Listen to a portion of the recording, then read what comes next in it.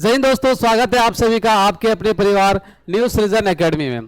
तो दोस्तों हम लोग यहाँ पे बिहार एसएससी का प्रैक्टिस सेट जो कर रहे हैं, आज की जो क्लास है हमारा यहाँ पे चौथी क्लास है।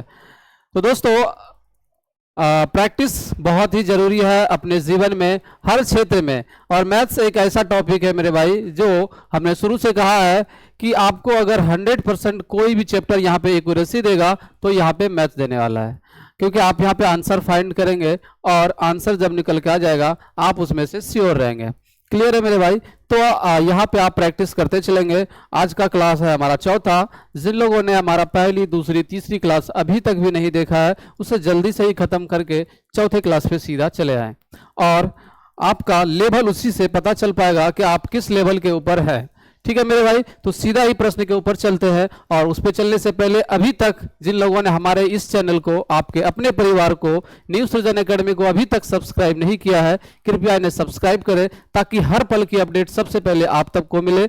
और जितने भी एग्जाम से रिलेटेड जितने भी अपडेट्स होंगे ये भी आपको यहाँ पे फायदा देगा। और यहाँ पे आपका यूपी पुलिस का भी सीरीज चलता है, आपका सुबह क्लास होती है, और जितने भी सब्जेक्ट है एक सीक्वेंस वाइज से यहाँ पे आपको मिलता है। तो चलिए हम लोग सीधा ही प्रश्न के ऊपर चलते हैं और इसमें से प्रैक्टिस करते हैं कि कितने सवाल हो पाए। और हम शुरू से कहते आ रहे हैं कि अगर 20 में से आपका 18 सवाल सही हो पाता है, 16 से 18, यानी आपकी सिलेक्शन बिल्कुल पक्की है।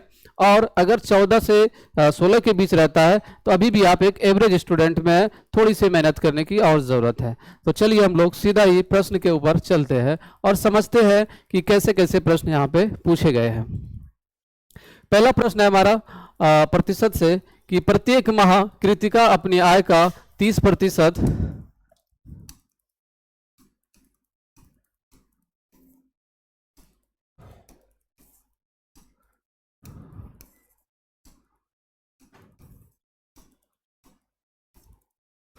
प्रत्येक माह कृतिका अपनी आय का 30% घर के किराए पे और शेष का 60% घरेलू खर्च पर।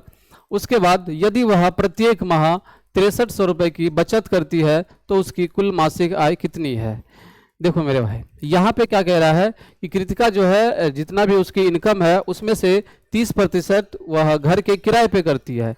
यानी अगर हम बात करें 100, तो 100 में से 30 रुपये वह घर के किराए पे। लेकिन हम उस तरीके से नहीं बनाएंगे क्योंकि हम लोग यहाँ पे प्रैक्टिस कर रहे हैं और यही प्रैक्टिस हमारा एग्जाम में काम देने वाला है।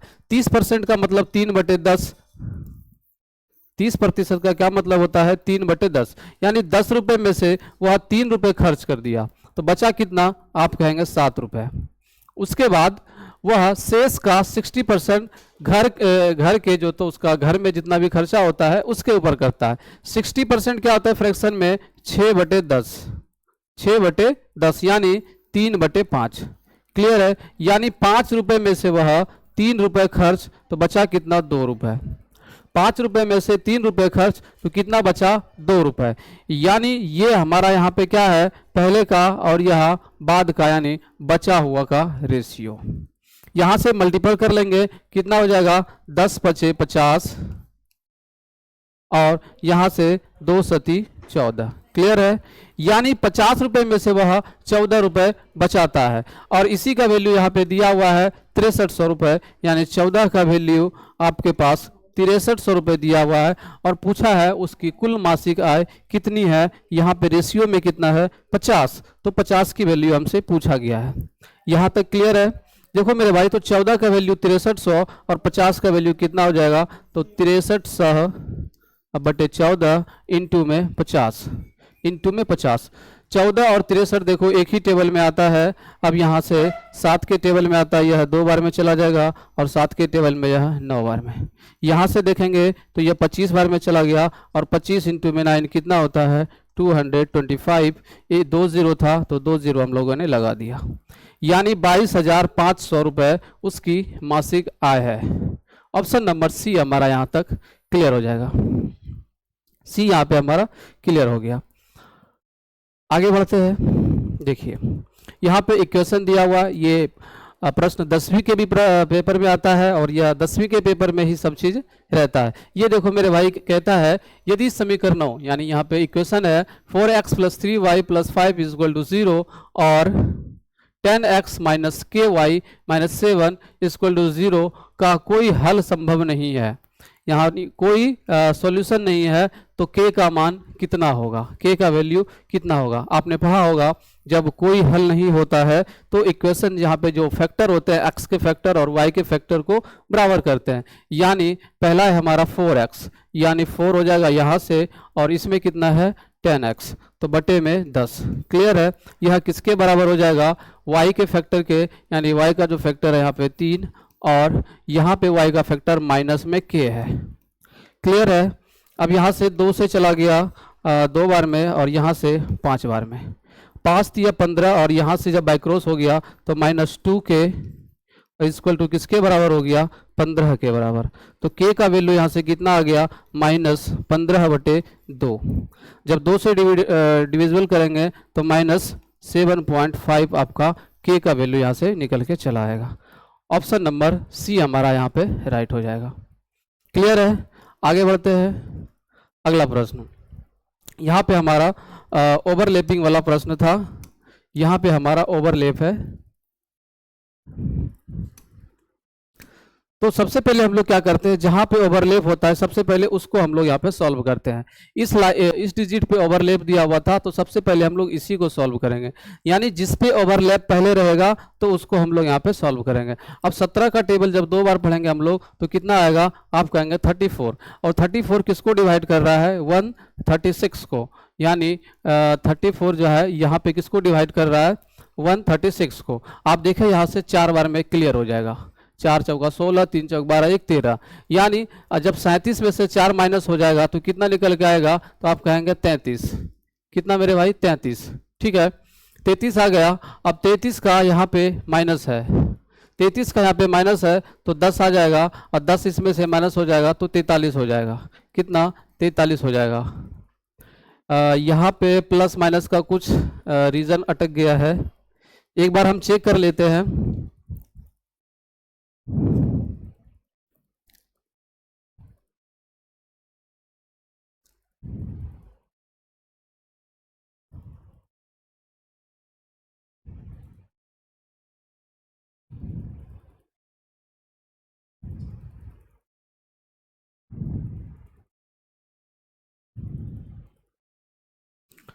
फोर का क्यूब, यहाँ पे यह 4 का क्यूब था, यहाँ पे जो है हमारा 4 का क्यूब है, तो यहाँ तक मेरा कितना आया, 33। अब 4 का क्यूब कितना होता है, 64, 4 का क्यूब 64, 64 में से माइनस हो रहा है हमारा 33। क्लियर है, 64 में से माइनस हो जाएगा हमारा यहाँ पे 33, तो 4 में से 3 गया 1, 6 में से 3 चला गया 31, कितना आया, 31। अब यहाँ पे हमारा 53 है, यहाँ पे 53 है, 53 में से जब माइनस हो जाएगा तो 2 और 2 कितना आया, 22। अब 110 को जो है 22 यहाँ से डिवाइड कर रहा है तो कितना आएगा, इसका आंसर 22 पंचे 110, यानी 5 इस प्रश्न का राइट आंसर हो जाएगा। किसी जो है कि टेक्निकली वजह से यहाँ पे मिसप्रिंट हो गया था, यहाँ पे क्यूब होता और यहाँ पे ओवरलैप होता। ठीक है, आगे बढ़ते हैं, अगला प्रश्न। यहाँ था, ये भी 19 आ गया है। 3 वर्षों के बाद 2500 की राशि में कितनी बढ़ोतरी होगी यदि ब्याज को 20% प्रति वर्ष पर चक्रवृद्धि किया जाता है। यहाँ पे मेरे भाई जो प्रिंसिपल है हमारा 2500 रुपये है। अब कहता है कोई व्यक्ति के हम 2500 रुपये है मेरे पास और 20% का यहाँ पे रेट है, तो 3 वर्ष के बाद वह पैसा कितना रुपए हो जाएगा। ठीक है, ये 19 यहाँ पे नहीं है, किसी वजह से लिखा गया है। तो यहाँ पे 2500 रुपये जो है हमारा यहाँ प्रिंसिपल है, 2500 रुपये व्यक्ति का पैसा है। ठीक है, और रेट यहाँ पे इसका 20% है। क्लियर है यहाँ तक। अब जो टाइम दिया हुआ है उसने 3 वर्ष का। ठीक है, अब पूछता है कि 3 वर्ष में यह पैसा कितना हो जाएगा। मेरे भाई इसका एक सिंपल सा ट्रिक है, 20% का मतलब होता है 1/5, यानी कोई व्यक्ति 5 लगाया है, 1 रुपये उसको ब्याज मिला होगा, वो पैसा 6 रुपये हो गया होगा, 5 से 6 रुपये हो गया। लेकिन जो ये जो हुआ है 1 वर्षों में, लेकिन यहाँ पे टाइम दिया हुआ है 3 वर्षों में, तो हम लोग क्या कर लेंगे 6/5 का क्यूब कर लेंगे। क्या कर लेंगे, क्यूब कर लेंगे। अब आप बताइए 6 का क्यूब कितना होता है, आप कहेंगे 216, और 5 का क्यूब 125, 5 का क्यूब 125, तो 125 रुपये से 216 रुपये हो गया। लेकिन यहाँ पे दिया हुआ है 2500, यानी 125 का वैल्यू दे रखा है अपने पास 2500। मुझे चाहिए 216 का वैल्यू, क्योंकि रेशियो में 216 रुपये हो रहा है। तो यहाँ से देखो मेरे भाई 25 बचे, यहाँ से 5 से चला गया और 5 से यह 20 बार में क्लियर। तो यहाँ पे क्या हो जाएगा 216 इंटू में 20, तो 6 दूनी 12, 2 एकम 2 और 1 3, 2 दूनी 4, 1 0 था तो 1 0, 43 20, 4,320 रुपये यहाँ पे राइट आंसर हो जाएगा। इससे बेस्ट तरीका कुछ भी नहीं है। अगर आप कहें 100 से, तो ये अगर आप 100 रुपये मान लेते हैं कि अगर इस तरीके से चलते हैं 2500 का 20% तो 1/5 होता है, और 5 से जब इसमें देंगे तो 500, यानी पहला साल जो ब्याज रहा होगा उसका 500। इस तरीके से अगर चलते हैं, फिर अगला साल भी उसका रहा होगा 500। इस तरीके से कितने बार चलेंगे 3 वर्ष, तो 3 वर्ष चलेंगे हम लोग यहाँ से, क्लियर है। अब 500 का फिर से 20%, 500 का फिर से 20% कितना हो जाएगा 10 रुपये, सॉरी 100 रुपये। अब यहाँ से इसका दोगुना कर लो तो 200 निकल के चला आएगा, क्लियर है। और 100 का 20% तो आप कहेंगे 20 रुपये। सभी को जोड़ेंगे तो कितना हो गया 1500 प्लस में 320, इन सभी को जब जोड़ दिए तो 320। यहाँ से कितना निकल के ब्याज जो आया कंपाउंड इंटरेस्ट इसका 15 3 1800 और 20, 1820 रुपये इसका ब्याज आया, लेकिन पैसा जो था उसका 2500 रुपये था। तो यहाँ पे जो प्रिंसिपल था जब ऐड हो जाएगा 2500 रुपये तो कितना हो जाएगा 8 5 13 2 0 3 1 4, यानी जो अमाउंट निकल के आएगा 4320। ये तरीका बेसिक तरीका है। अगर ये तरीका जब भूल जाए तो इस तरीके से करेंगे तो आपका भी आंसर निकल जाएगा, लेकिन प्रैक्टिस करनी है, ज़्यादा कोशिश करनी है कि इस तरीके से यहाँ पे, क्योंकि एग्जाम में इतने लिखने की आपको ज़रूरत पड़ेगी ही नहीं। क्लियर है मेरे भाई, समझ में आ गया। आगे बढ़ते हैं। किसी संख्या और इसके व्युत्क्रम का योग 20 है। कोई नंबर है और उसके व्युत्क्रम यानी अपोजिट क्या है 20 है। दोनों संख्याओं, और ब्रैकेट में दिया हुआ है संख्याओं और इसका व्युत्क्रम के घनों का योग क्या होगा। देखो मेरे भाई, अगर हमने कहा संख्या x, क्लियर है, और इसके व्युत्क्रम +1/x, इसकी जो वैल्यू दे रखा है वो 20 दे रखा है। अब हमसे पूछता है दोनों संख्याओं के घनों का योग, कहने का मतलब है x का क्यूब प्लस 1/x का क्यूब, ये हमसे पूछ रहा है।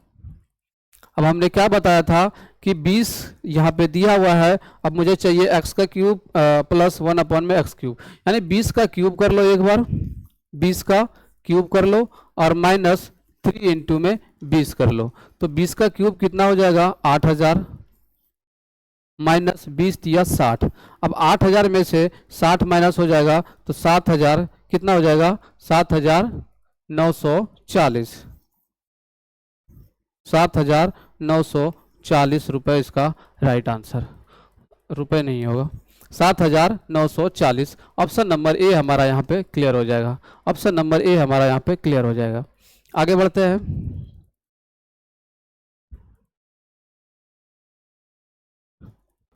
शरबत के 2 मिश्रण है। पहले मिश्रण में पानी और शरबत का अनुपात 4:3 है, और दूसरे मिश्रण में इसका अनुपात 3:2 है।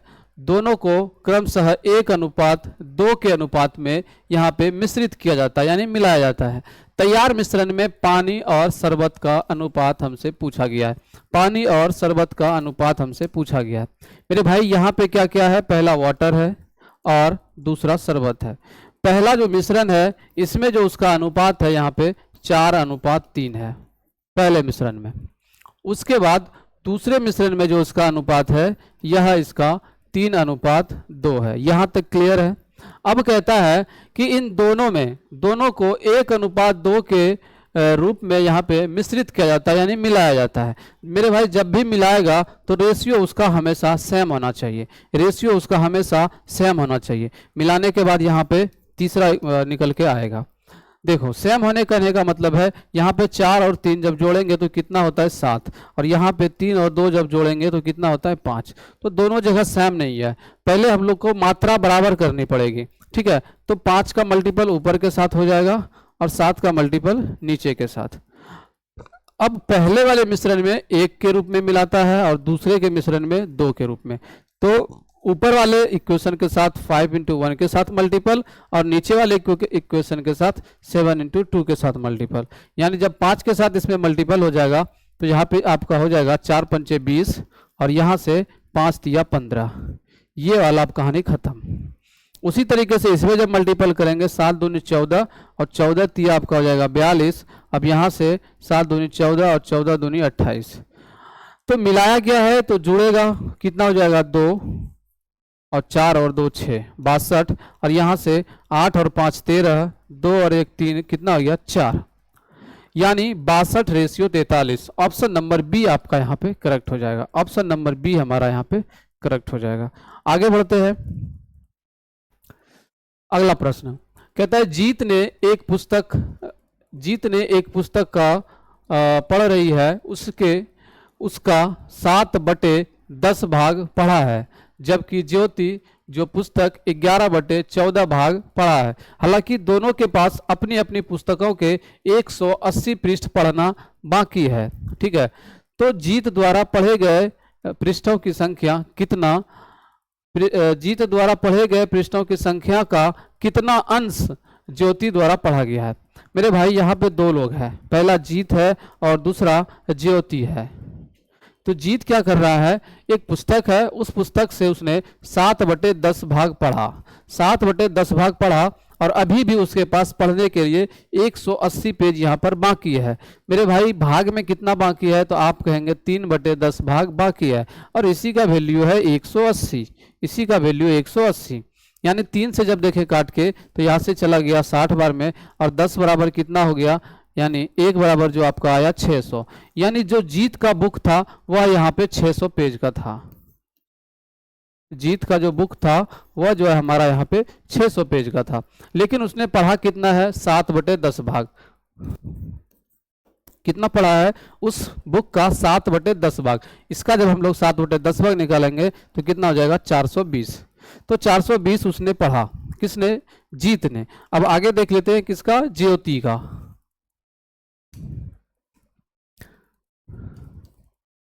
ज्योति क्या करता है 11/14 भाग पढ़ती है। कितना, 11/14 भाग पढ़ती है। तो बचा कितना पढ़ने के लिए, आप कहेंगे 14 में से 11 माइनस 3, 3/14। और पेज ऑफ नंबर, पेजों की संख्या कितना बचा था 180। तो इसके बराबर किसके हो जाएंगे 180। यानी 14 का वैल्यू चाहिए, 14 यहाँ पे टोटल है तो 3 से चला गया यह, तो 60 बार में तो 1 का वैल्यू हो गया 14 के साथ 6 मल्टीपल 840। यानी ज्योति का जो बुक था 840 पेज का था, लेकिन ज्योति ने पढ़ा कितना, ज्योति ने पढ़ा 11/14 भाग, 11/14 भाग। इसका 11 कितना 14 भाग, तो 14 छिक 84 और 1 छिक 66, यानी 660 पेज पढ़ा। लेकिन प्रश्न हमसे पूछा है कि जीत के द्वारा पढ़े गए पृष्ठों की संख्या का कितना अंश ज्योति द्वारा पढ़ा गया है। तो ज्योति ने कितना पढ़ा है 660 और कंपेयर किया जा रहा है जीत के से, तो जीत ने कितना पढ़ा है 420, ये हमसे पूछा जा रहा है। तो 0 से 0 कैंसिल। अब 6 से चला गया 11 और 6 से चला गया 7, 7 छिक 42 और 1 छिक 66, 11/7। ऑप्शन नंबर ए हमारा यहाँ पे क्लियर हो जाएगा। ऑप्शन नंबर ए हमारा यहाँ पे क्लियर हो जाएगा। आगे बढ़ते हैं। 2735 का 4 वर्ष के लिए 5% वार्षिक साधारण ब्याज की दर से अर्जित ब्याज क्या है। बिल्कुल बच्चा वाला प्रश्न पूछा है। यहाँ से सिंपल इंटरेस्ट इक्वल टू क्या होता है मेरे भाई, आप कहेंगे मूलधन यानी पी, रेट जो दर होता है और टाइम किसके अपॉन में होता है 100 के। ठीक है, तो यहाँ से प्रिंसिपल दिया हुआ था 2735, क्लियर है। और रेट कितना है 5% और टाइम कितना है, टाइम है आपका 4 वर्ष, किसके अपॉन हो जाएगा 100 के। 5 चौका 20, 20 पंचे 100, 5 से चला गया और 5 से ये भी कट जाएगा आपका, 5 पचा 25 बचा 2 23, 5 चौका 20 बचा 3, 5 सते 35, 547। कितना आया 547 रुपये इस प्रश्न का right answer. Option number B हमारा यहाँ पे क्लियर हो जाएगा। ऑप्शन नंबर बी हमारा यहाँ पे क्लियर हो जाएगा। आगे बढ़ते हैं। दो संख्याओं के बीच का अनुपात 5:9 है। यदि दोनों संख्याओं में 6 जोड़ा जाता है तो उनके बीच का अनुपात 2:3 हो जाता है। मेरे भाई यहाँ पे 2 नंबर है, दोनों नंबर का रेशियो में दिया हुआ है। कहता है जो नंबर है पहला और दूसरा, जो रेशियो में अनुपात है 5:9 है। 5 अनुपात कितना है? 9 है। और कहता है दोनों में से 6 को जोड़ा जाता है तो उनके बीच का जो अनुपात है फाइनली 2:3 हो जाता है। 2:3 हो जाता है। तो इसका सिंपल सा ट्रिक है, अगर x मान के बनाएंगे तो काफ़ी लॉन्ग चला जाएगा। सिंपल सा ट्रिक है, इन दोनों का डिफरेंस चेक करो कितना होता है 4। इन दोनों का डिफरेंस चेक करो कितना होता है 1। अब 1 का मल्टीपल ऊपर वाले के साथ और 4 का मल्टीपल नीचे वाले के साथ। तो 1 का मल्टीपल ऊपर वाले के साथ करेंगे तो यहाँ पे कोई फर्क नहीं पड़ेगा। जब 4 का मल्टीपल इसके साथ करेंगे तो 4 दूनी में 8 और 4 तिया में 12। अब देखो दोनों में फर्क दिख रहा है, यहाँ से 3 का ज़्यादा हो गया, यहाँ से 3 का ज़्यादा हो गया, और यहाँ पे कितना जोड़ा था 6, यानी इसी 3 का वैल्यू यहाँ पे 6 दिया हुआ है तो 1 का वैल्यू 2 हो गया। अब पूछा है कि वह मूल संख्या क्या है। मूल संख्या क्या क्या था? 5 और 9। 5 और 9 तो 5 का वैल्यू हो गया 5 दूनी में 10 और 9 दूनी में 18, यानी जो मूल संख्या था हमारा 10 और 18 है। 1 का वैल्यू 2 तो 5 का वैल्यू 10, 9 का वैल्यू 18। ऑप्शन नंबर सी हमारा यहाँ पे करेक्ट हो जाएगा। आगे बढ़ते हैं। एक कुर्सी, अच्छा सेम प्रश्न है। एक विक्रेता 1 दर्जन पेंसिल 25 रुपए में खरीदता है। यहाँ पे कोई विक्रेता है 25 रुपए में 1 दर्जन पेंसिल यहाँ पे खरीदता है और 5 पेंसिलों को 12 के दर से बेचता है। अब 5 पेंसिल को वह 12 रुपए में बेचता है।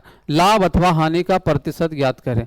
मेरे भाई कोई भी व्यक्ति को लाभ और हानि का पता तभी चल पाएगा जितना वस्तु खरीदा है उतना ही बेचेगा तभी, ताकि उसे पता चल पाएगा लाभ हानि क्या होगा। ऐसे अगर हम लोगों ने 10 खरीदा उसमें से 6 बेचेंगे तो कैसे पता चलेगा कि मेरे पास लाभ हुआ या हानि। तो जितना खरीदा है उतना बेचेगा तभी पता चल पाएगा। अब उसने खरीदा है 1 दर्जन, यानी 25 रुपए में कितना खरीदा है 12। 25 रुपए में 12, 1 दर्जन किसके बराबर होता है 12। 12 पेंसिल खरीदा है 25 रुपए में। अब वो कहता है हम लोग 12 रुपए में कितना बेच रहा है 5। तो इससे कैसे पता चलेगा कि लाभ हानि होगा। तो हम लोग वस्तु को पहले बराबर कर लेंगे। वस्तु को बराबर करने के लिए 5 का मल्टीपल ऊपर में कर लेंगे और 12 का मल्टीपल नीचे कर लेंगे। 5 का मल्टीपल यहाँ कर लेंगे और 12 का मल्टीपल यहाँ कर लेंगे। जब 5 का मल्टीपल हो जाएगा तो 25 पच्चे 125। अब यहाँ पे 12 पंचे 60, यहाँ हो जाएगा 60 यहाँ भी, और 12 का 12 144।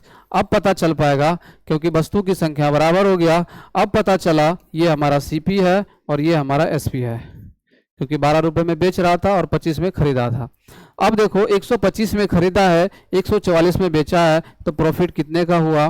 तो 14 में से 5 चला गया 9 रुपये और 3 में से 2 चला गया 1, 19 का प्रॉफिट हुआ। लेकिन पूछा है प्रतिशत में, तो ये हमारा प्रॉफिट हुआ 19 का। किसके ऊपर? 125 के ऊपर। 125 में उसने खरीदा था। प्रतिशत में बदलने के लिए 100 के साथ मल्टीपल। अब ये 25 से चला गया 5 और ये 25 से चला गया 4। अब 19 चौक कितना होता है 76 अपॉन में 5। 5 से भाग देने का क्या तरीका है? ऊपर वाले नंबर को 2 गुना कर दें या फिर 5 से भाग दे दो, सीधा आसान निकल के आ जाएगा। लेकिन 6 दूनी 12 और 7 दूनी 14, 1 15। ऊपर वाले को 2 गुना करके 1 अंक के बाद दशमलव, आपका राइट आंसर निकल के चला आएगा। 15.2 क्या हो रहा था यहाँ पे? प्रॉफिट, यानी लाभ हुआ 15.2 का। ये हानि है, ये तो हानि है, ये लाभ है, लेकिन आंसर कितना था 15.2।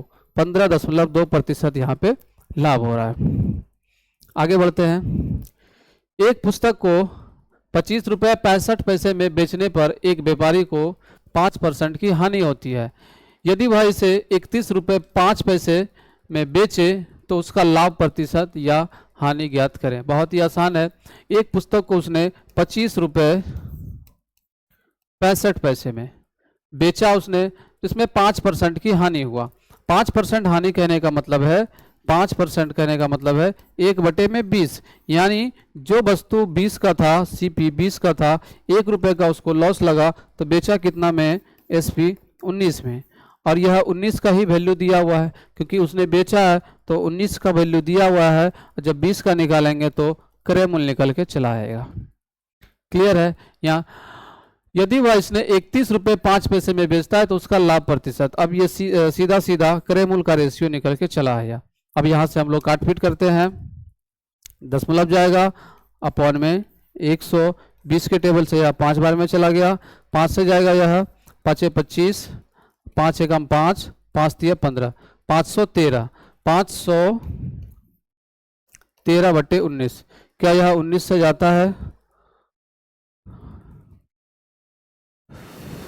नहीं जाएगा। तो हम लोग देख लेते हैं एक बार करके। 19 दूनी में 38, तो 513 में से 38 माइनस होगा, 11 में 8 गया 3, 4 में 3 1, हाँ चला जाएगा। यहाँ से 27 बार में चला गया, तो जो सीपी आया इसका 27 रुपये निकल के आया। ठीक है, अब बेच रहा है वह 31 रुपये 5 पैसा, 31 रुपये 5 पैसा, ये आपका एसपी है। तो यहाँ से इसका प्रॉफिट निकल के चला आएगा। बेच रहा है 31 रुपये 5 पैसा में और इसने खरीदा कितने में? 27 रुपये में। तो 5 पैसा का 5 पैसा, 11 में 4 गया 7, और यहाँ से तो 4 रुपये 5 पैसा, 4 रुपये 5 पैसा का इसे क्या हुआ? प्रॉफिट हुआ। 4 रुपये 5 पैसा का प्रॉफिट हुआ किसके ऊपर? खरीदा था कितने में? 27 में। प्रतिशत में बदलने के लिए 100 के साथ मल्टीपल दशमलव उठेगा तो 100 का कोई काम नहीं। अब यहाँ से देखा जाए तो 27 1 में 27 बचा कितना? 3 13, 27 पंचे 135, 15%। 15% क्या हो रहा था यहाँ पे? Profit. 15% profit. Option number D आपका राइट हो जाएगा। ऑप्शन नंबर डी आपका राइट हो जाएगा। आगे बढ़ते हैं, अगला प्रश्न। एक संख्या में 2 अंक है, कोई नंबर है यहाँ पे, उसमें 2 डिजिट है जिसका योग 9 है। अब देखो मेरे भाई ऑप्शन में देखो, सभी में जोड़ने के बाद 9 आता है। 7 और 2 9, 6 और 3 9, 4 और 5 9, 3 और 6 9। अब कहता है कि जिसका योग 9 है, हमने ऑप्शन देखा तो सभी को जब जोड़ते हैं तो 9 आता है। कहता है यदि संख्या में 27 जोड़ेंगे तो इसके अंक परस्पर बदल जाते हैं। अब हम लोग एक बार 27 जोड़ के देख लेते हैं। जिसे हमने संख्या यहाँ पे 72 लिया, पहला ऑप्शन। अब इसमें एक बार 27 जोड़ के देखते हैं। 7 2 9 और 7 2 9। क्या यह संख्या बदल गया? 72 से 27 होना चाहिए था, नहीं हुआ, तो पहला ऑप्शन खत्म। 45 में देखते हैं, 45 में 27 जोड़ के देखते हैं तो 7 5 12, 2 4 2 6 1 7, 72। ये भी इसका उल्टा नहीं हुआ। 63 में जोड़ के देखते हैं, 63 में 27, 7 3 10 के 0, 6 2 8 1 9, ये भी नहीं हुआ।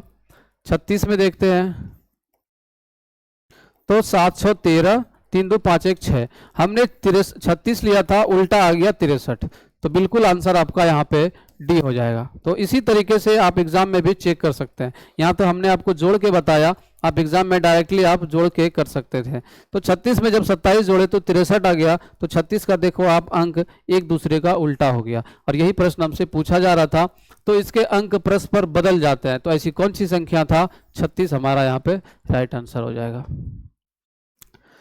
यहाँ पे ओवरलैप था 0.345 पे ओवरलैप था। साधारण भिन्न है, सबसे सरल रूप में लिखे जाने वाला। अब देखो जिसके ऊपर भिन्न है वो उसी के बदले में यहाँ पे 9 लिखा था, जैसे 0.34 पावर और यहाँ पे ओवरलैपिंग का था। इसे हम लोग हिंदी में वार कहते हैं। तो बार का साइन यहाँ है, तो कैसे कर लेंगे? 345। अब ये 3 देखो, 3 पे बार नहीं है तो माइनस का 3 हो जाएगा, ठीक है।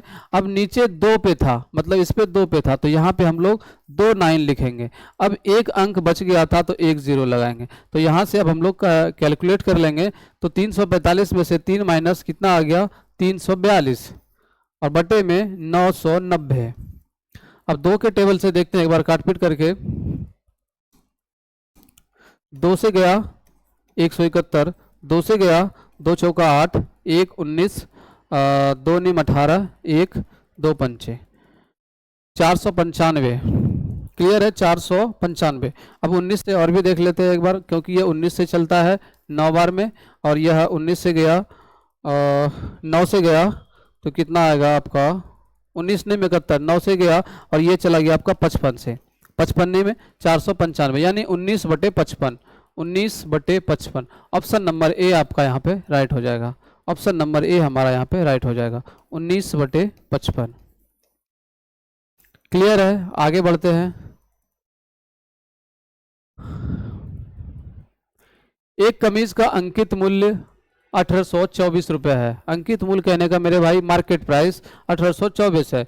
उसे 18% छूट पर बेचा गया। यदि लाभ 14% हो तो उस कमीज का लागत मूल्य बताएं। देखो यहाँ पे जो मार्केट प्राइस था मेरे भाई, ये है आपका 1824 रुपये। क्लियर है। उसे 18% छूट पर बेचा गया। डिस्काउंट दिया कितना? 18%। यानी उस वस्तु को कितने में बेचा गया? अब देखो मेरे भाई, जैसे 100 का वस्तु है, 100 का, उसमें से 18 माइनस हो गया तो उस वस्तु को कितना में बेचा हो गया? 82 में। 82 में यानी 82 रुपये में इस वस्तु को बेचा गया। यानी 82 रुपये उसका डिस्काउंट दिया गया इस वस्तु के ऊपर। क्लियर है। अब कहता है कि यदि लाभ प्रतिशत 14% हो तो उस कमीज का लागत मूल्य, यानी ये जो लाभ लिया है इसने 14% लिया है। 14% कहने का मतलब है कि 114। अब उसका क्रय मूल्य चाहिए तो 100 ऊपर हो जाएगा और 114 नीचे हो जाएगा। काटपीट करते हैं, आंसर निकल के चला आएगा। ये देखो, यहां से 100 से 100 कैंसिल, यहां से 100 से 100 कैंसिल। अब देखो कि 114 है और 1824 है। 2 से देखते हैं, 2 पंचे 10, बचा 1, 2 पंचे 10, 1 14, तो यहाँ से 2 सती 14, 2 से चला गया 41, 2 से चला गया 41। 3 से देखते हैं तो 19, 3 से देखते हैं 19, 3 6 18, 0 3 8 24। क्लियर है। 19 से देखते हैं, 19 6 54, 19 6 54, बचा 6, 48, नहीं 19 से नहीं जाएगा, 19 से हमारा नहीं जाएगा।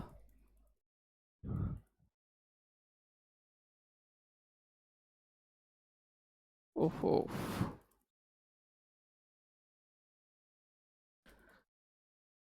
ये हमारा 2 से गया था, 2 पंचे 10 और 2 सती 14। ठीक है।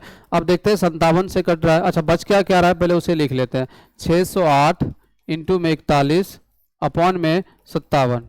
क्लियर है। एक बार अप्रॉक्सी चेक कर लेते हैं, क्या पता बाई ऑप्शन मिस्टेक हो। 3 से देखा हमने, 3 दूनी 6, नहीं जा रहा था। 41 जा रहा है क्या? 41 भी नहीं जाएगा। मल्टीपल कर लेते हैं, 608 इंटू में 41, 8 का 8, 0 6, 8 चौक 32 और 3, 6 चौका 24, तो 8 2 9 4 और 2, यानी 24,928। 24,928 और किसके बराबर है? 57 के। किसके बराबर है? बटे में है 57 के। 57 दूनी 2 से स्टार्ट होने वाला, नहीं, कहाँ मिस्टेक आ रहा है। एक कमीज का अंकित मूल्य था 1824, 1824। क्लियर है। अब 18% उसने डिस्काउंट दिया, यानी 100 का वस्तु को उसने 82 में बेचा होगा। यानी डिस्काउंट देने का मतलब है कि 82 बटे 100 में उस वस्तु को बेचा। अब उसने, यदि इसमें लाभ 14% होता है, यानी 114 का वैल्यू यह पूरा दिया हुआ है, 114 का वैल्यू पूरा दिया हुआ है और मुझे चाहिए कमीज का लागत मूल्य। यहाँ से 100 का वैल्यू चाहिए, बस इतना ही करना था। 100 से 100 कैंसिल हो जाता और 82 से चला गया 41 और यहाँ से चला गया 2 पंचे 10, 1 2 सती 14। फिर से वही सिचुएशन। कोई नहीं, इसे हम लोग देख लेते हैं एक बार, फिर से आगे बढ़ते हैं। तब तक अगला प्रश्न देखो, यहाँ पे कहता है राम 103 मीटर लंबे पुल में तैरता है। वह एक छोर से दूसरे छोर तक तैरकर जाने और वापस उसी रास्ते से आने में 206 मीटर की दूरी 1 मिनट में तय करता है। यहाँ पे टाइम कितना है? 1 मिनट। तो उसकी औसत चाल क्या होगी? मेरे भाई एवरेज स्पीड क्या होता है? एवरेज स्पीड, चाल बराबर टोटल डिस्टेंस, टोटल डिस्टेंस बटे टोटल टाइम। अब इसने बता भी दिया कि 130 मीटर का लंबा पुल है, लेकिन वह एक बार जाता है और एक बार आता है, तो डिस्टेंस यहाँ पे 206 है, तो यानी 206 यहाँ पे टोटल डिस्टेंस। अब टाइम कितना था? 1 मिनट। 1 मिनट यानी बोले तो 60 सेकेंड। टाइम कितना है? 1 मिनट यानी 60 सेकेंड। यहाँ पे आंसर था मीटर पर सेकेंड में, तो इसलिए हमने इसको, ये तो मीटर में है ही, इसको सेकेंड में काटपीट कर लेते हैं। इसका आंसर बेहद आसान से निकल आएगा। यहाँ से देखो आपका 6 से चला गया, ऐसे भी देखो आप 60 दूनी 120, 6 तिया 18 यानी 180, 3 से स्टार्ट होने वाला एक ही ऑप्शन है, ऑप्शन नंबर बी। 60 तिया 180 यानी 206 है, तो 180 यहाँ से चला जाएगा, तो ऑप्शन नंबर एक ही आपका है जो 3 से यहाँ पे स्टार्ट होने वाला है। तो इस प्रश्न का राइट आंसर हो जाएगा 3.43 मीटर पर सेकेंड। क्लियर है, 3.43 मीटर पर सेकेंड, ऑप्शन नंबर बी हमारा यहाँ पे क्लियर हो जाएगा। आगे बढ़ते हैं। 882 अपॉन में 1922 का वर्गमूल कितना होगा? मेरे भाई बहुत इजी प्रश्न है, ये स्क्वायर एंड रूट के चैप्टर से पूछा गया है। प्रश्न कहता है कि 882 है और 1922 है। क्लियर है, इसका वर्गमूल कितना होगा? सबसे पहले हम लोग इसे काट पीट कर लेते हैं। 2 से देखेंगे तो 2 चौका 8, 2 चौका 8, 441। यहाँ से 2 से देख रहे हैं तो 2 8 में 16, 1 2 6 12 और 1। अब जो निकल के आया आपके पास 441 बटे में 861। अब इसका हम लोग यहाँ पे वर्गमूल कर लेंगे। पहले हम लोगों ने क्यों नहीं किया? क्योंकि ये किसी भी नंबर का वर्गमूल नहीं होता है, यानी दो किसी भी अंक के बाद अगर 2 आता है लास्ट में, उसका वर्गमूल नहीं होता है। अब 441 किसका होता है? 21 का, और 861 किसका होता है? 31 का, यानी 21 बटे 31 इस प्रश्न का राइट आंसर हो जाएगा। आगे बढ़ते हैं। तो मेरे भाई आज के लिए इतना ही प्रश्न था। कैसी लगी वीडियो एक बार कमेंट बॉक्स में ज़रूर करके बताएं। वीडियो देखने के लिए आपका बहुत बहुत धन्यवाद।